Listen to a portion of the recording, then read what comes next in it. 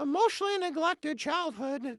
So here's the reflections and understanding why emotionally neglected children, even as adults, have issues. Why emotionally neglected children don't realize they were neglected. The emotional neglect is often invisible, making it hard to recognize. Emotional neglect is not about when it didn't happen. No yelling, bruises, chaos, or just unmet needs or unspoken feelings, heart absences. Hard to notice when you've never had that, especially if you thought it was normal. You may not remember the abuse or pain. You may not remember specific incidents, but the emptiness, disconnection, self doubt is real. What was there was harder to name, but not less painful.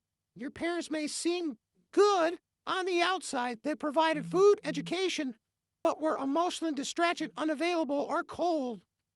This may make it harder for you to accept the pain because others said you were lucky. No one talks about emotions in your home. Feelings were often ignored, mocked, or avoided, leaving you without models for naming or processing your emotions. You were taught to minimize your feelings. Stop being so sensitive. You're fine. There's nothing to cry about. You learned to shut down rather than express your feelings. This is something that I learned as well. You learned to be independent too early when emotional needs weren't met. You stopped asking because became mature and the strong one, but felt isolated and overwhelmed inside.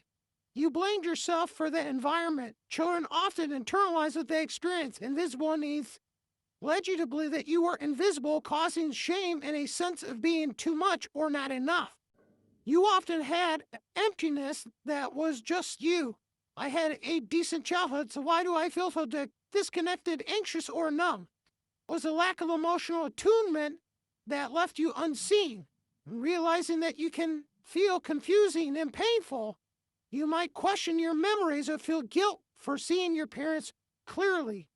Clarity is not cruel, is the first step towards healing. Doesn't leave memories, but it leaves patterns you might struggle with. Identifying your feelings, asking for help, setting boundaries, believing you are enough. These are unmet emotional needs, not character flaws. Here's a gentle reminder: no chaos doesn't mean that there was connection.